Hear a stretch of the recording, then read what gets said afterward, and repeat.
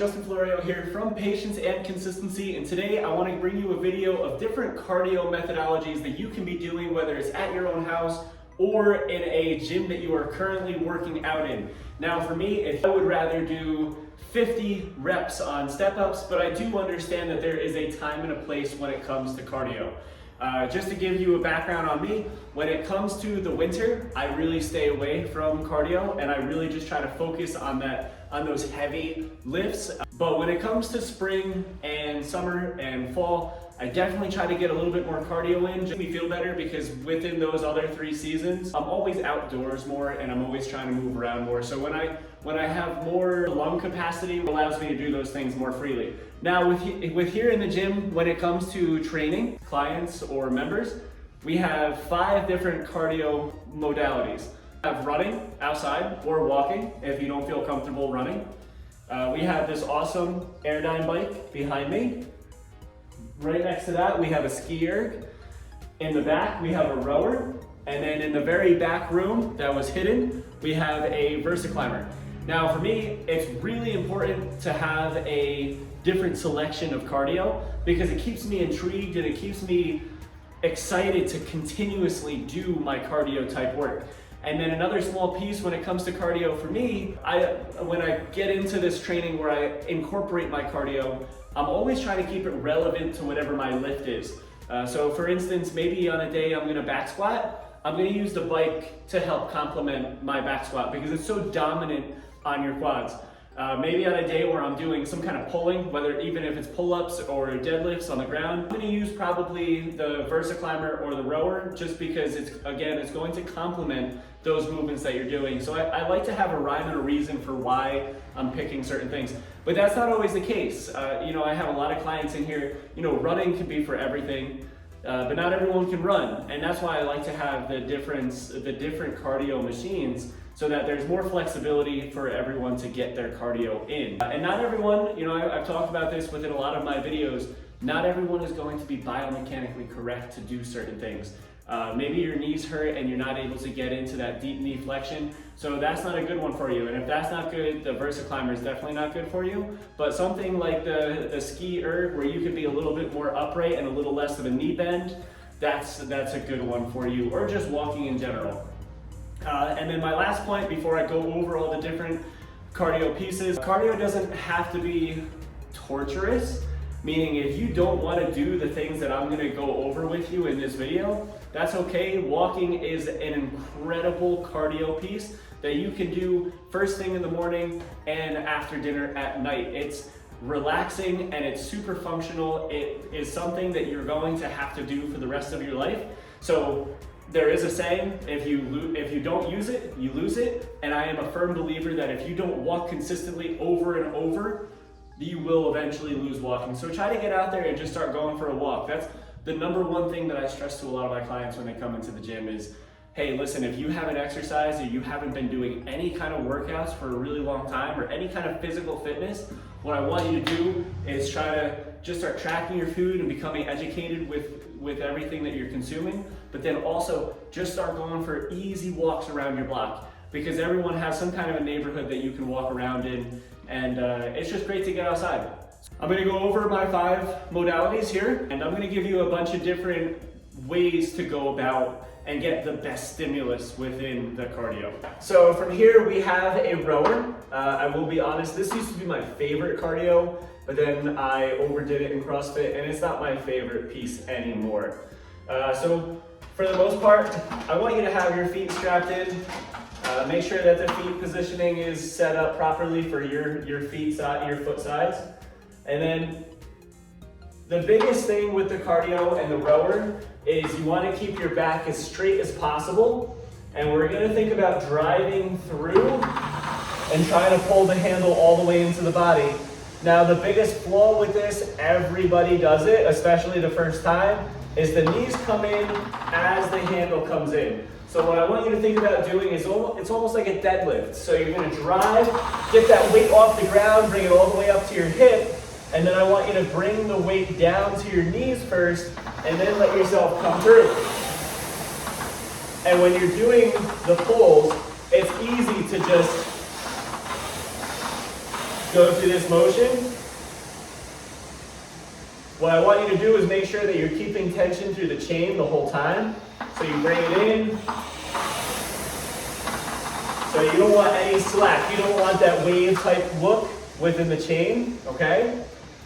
And then number two is you want to generate a lot of drive every time you pull. And you want to use everything in unison. So you're going to drive through the legs, and I'm going to pull with my lats as hard as I possibly can. And I always tell people a great cue is try to get that fan up as loud as you possibly can.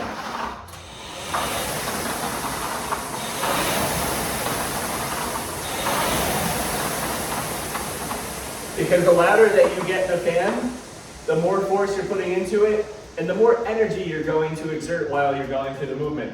So for here, my favorite thing to do, I have a few different ones. Sometimes I'll go for calories. Now these numbers might seem a little astronomical, so you don't have to do these in the beginning. Everyone has their own starting point. But for me, it's usually like a 25, 30 calorie, one max effort, okay? Or if I want to do something a little bit more aerobic, I'll probably go for about a 2,000 meter row, and I'll try to find my strokes per minute, which is S over M. That just means how many times you're pulling this handle every minute, okay? So I always try to keep a steady pace with that because I want to make it like if I'm running outside for a 1,600 meter run, all right? I hope that makes sense.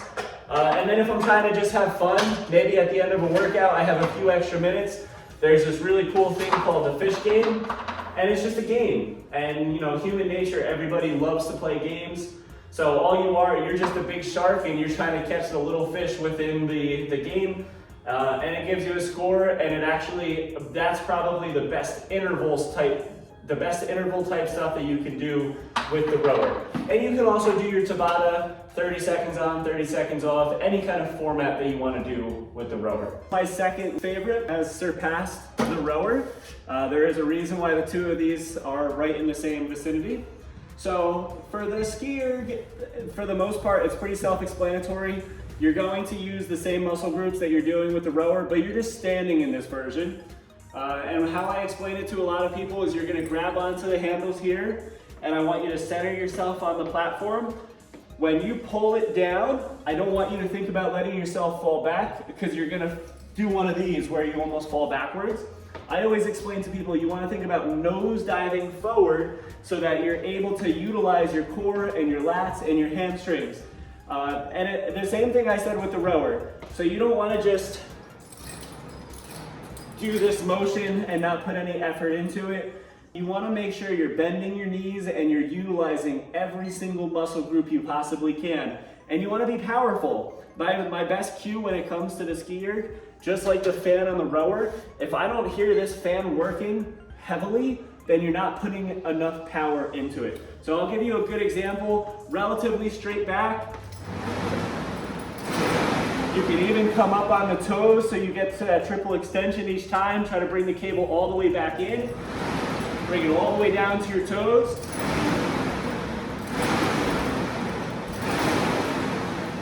And for the most part, I'm taking a nice deep breath in when I'm coming up.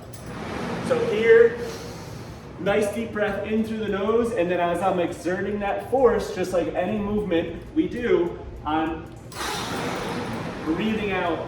And I always tell people, don't be worried about spitting on the machine. One, because I'm gonna clean it up, but I want you to over-exaggerate that breathing cycle. So this is a great thing to do. For the most part on here, I like to do little intervals, maybe 10 calories. This isn't something that I'm gonna try to do for a really long distance of time because it's probably gonna start to load up your low back. So with the ski erg, I would mostly just stay with like quick type things. Maybe it's 6, 8, 10 calories. And then I always like to take at least a 2-to-1 rest ratio. So say it takes me 45 seconds to hit 10 calories. I'm gonna take a minute and a half off, and then I'm gonna do that again. And over time, I'll try to progress and get a little extra one in with each time. So my third favorite would be running. I'm not going to go outside and show you how to run. For the most part, like I said, running and walking are right there. I'm gonna pick walking almost every time. My wife and I and my kids will try to go outside for a walk. maybe not this time of the year, but almost every day after dinner, at least when I'm home with them, we eat dinner and we just go for a long walk around the block. I do train 2 older clients and they're 90 years old and they walk every single day. And when I say, what is your secret? They don't have walkers, they don't have canes, they don't take medication. They tell me that their secret is that they walk every day, no matter rain, shine, ice, snow. They always make sure that they're going to get outside and go for a walk. No treadmill walking for them, and they swim as well. They swim as much as they can in the summer. They live by a lake. So walking and running, I'm gonna put as number 3. I'm not gonna go over any kind of biomechanics for it. Everyone's so drastically different. But my biggest tip that I can give you when it comes to running is if there's a lot of joint pain and you feel like your knees and your ankles, maybe your low back starts to load up, it's probably not the best for you. So maybe take a step back and move to something like a bike. And if you don't want to be stuck inside on a stationary bike or an Airdyne bike like this, you can go and get a bike and go cruise around your neighborhood on a bike, because you're going to get such a great workout. But the most important thing is listening to your body, and if you're getting more joint pain, then I would try to stay away from that as much as possible. My second favorite machine is actually my VersaClimber, and then all of a sudden my clients started to fall in love with it, and I've been using it a lot more. So for the most part, this is a phenomenal piece of equipment to give you that great stimulus within your lungs and even within your quads and your lats. It's funny, I had a class last night and everybody used this. We all, every 6 calories, 6 calories, 6 calories. There were 4 or 5 of them just going at it. And every single one of them felt different muscle groups. Some felt more in their lats, some felt more in their stomach, some felt more here in their quads, some just felt lungs. So the point of this video is to figure out what you want. For me, to give you a quick example, on the bike, my quads just fully load up, so I don't get like a crazy lung capacity with that. I need to do something like this, where I'm moving the whole body like a mountain climber motion in order to get a really good lung capacity. But if I'm trying to load up my quads and if I'm trying to maybe finish them, as they said in Mortal Kombat, the bike is the perfect piece for me. And I just want to go over a quick set just so you can see. I mean, this piece of equipment is actually great for almost anyone. The greatness of this is it has 2 different ways to hold on. So some people do have shoulder issues and they're not able to grab overhand. That could bother your shoulder. There might be a little bit of an impingement or whatever the case may be. So they also have a neutral setup that you can grab onto. And it's truly like a Spider-Man or a mountain climber. The biggest thing here, just to give you a tip, is you don't want to jerk all the way down to the bottom and get to a dead position. You want to keep constant tension and try to get up and get that full range of motion. The settings here are set up a little bit more for the women from last night, so I'll give you more of a visual from a long point. And then you're just going into this fast motion, and you can do little pulses. And last thing on here is that you can change the resistance. I had it at 11 there, but I'll change it to 1 just to reset it for tomorrow's class. And then with this, again, you can actually do longer distance type stuff.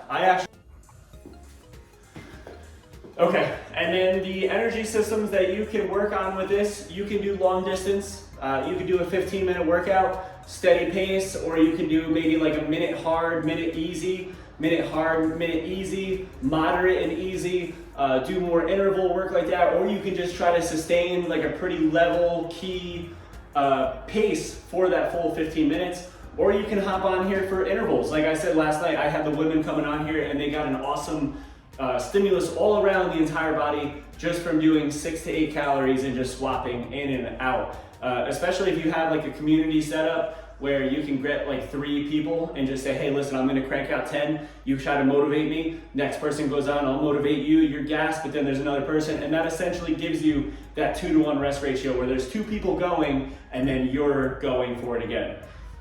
And then my final piece of equipment would be this Airdyne. And it doesn't have to be an Airdyne. We also have a stationary bike at home. The greatness on this, and for most other pieces of machinery, it also has these abilities.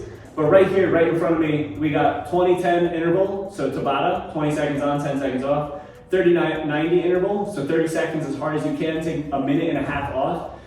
And when you do intervals like that, you have to remember that the idea of the short burst is you're trying to gas yourself out.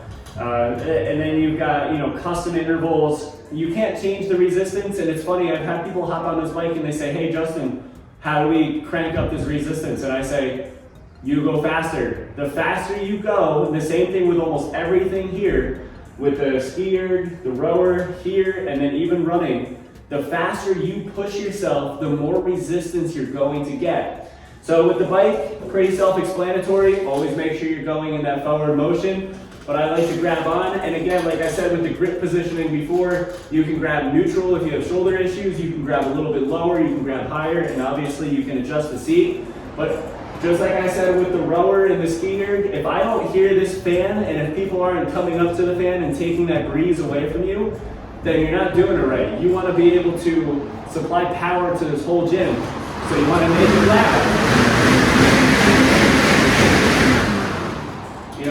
That was a 2-second burst, and this is, I'm probably a little biased because I am relatively good with using the bike, but this is my absolute favorite thing. I love to go, my favorite thing here is trying to crank up these RPMs and seeing how much power I can put into the machine. You could do calories and stuff at the end, you could do your intervals like all the other, but I love to use RPMs on the bike as my gauging process to see how well I'm doing with the bike over time. But you could go on a bike and you could do 30 minutes.